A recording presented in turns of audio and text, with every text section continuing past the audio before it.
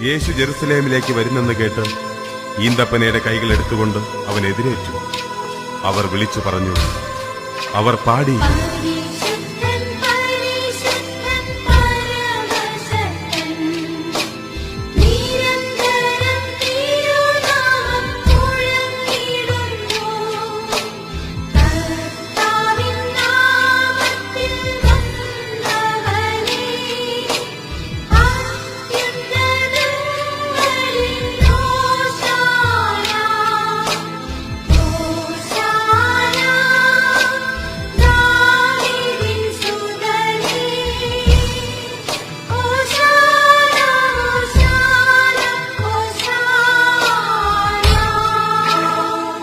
മണ്ണിനും വിണ്ണിനുമെന്നു വേണ്ട സർവ്വതിലും അങ്ങ് നിറഞ്ഞിരിക്കുന്നു.